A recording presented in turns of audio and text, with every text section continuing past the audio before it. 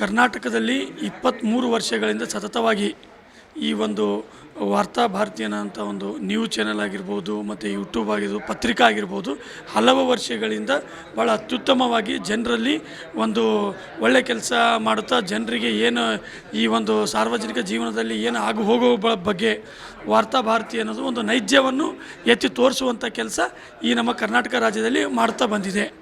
ನಾಳೆ ನಡೆಯಲಿರುವ 20ನೇ ತಾರೀಕು ವಾರ್ತಾ ಭಾರತಿ ಪತ್ರಿಕಾವನ್ನು 20ನೇ ತಾರೀಕು ಉದ್ಘಾಟನಾ ಸಮಾರಂಭ ನಮ್ಮ ಕಲ್ಯಾಣ ಕರ್ನಾಟಕ ಭಾಗದಲ್ಲಿ ಆಯೋಜಿಸಲಾಗಿದೆ.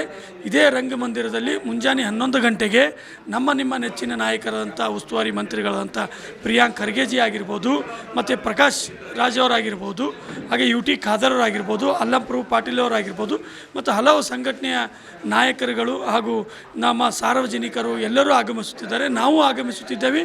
ತಾವು ಕೂಡ ಎಲ್ಲರೂ ಆಗಮಿಸಿ ಈ ಒಂದು ವಾರ್ತಾ ಭಾರತೀಯ ಒಂದು ಪತ್ರಿಕಾ ಒಂದು ಕಾರ್ಯಕ್ರಮವನ್ನು ತಾವು ಎಲ್ಲರೂ ಬಂದು ಈ ಯಶಸ್ವಿಗೊಳಿಸಬೇಕಾಗಿ ತಮ್ಮೆಲ್ಲರಲ್ಲಿ ಕಳಕಳಿಯಿಂದ ವಿನಂತಿಸಿಕೊಳ್ಳುತ್ತೇನೆ.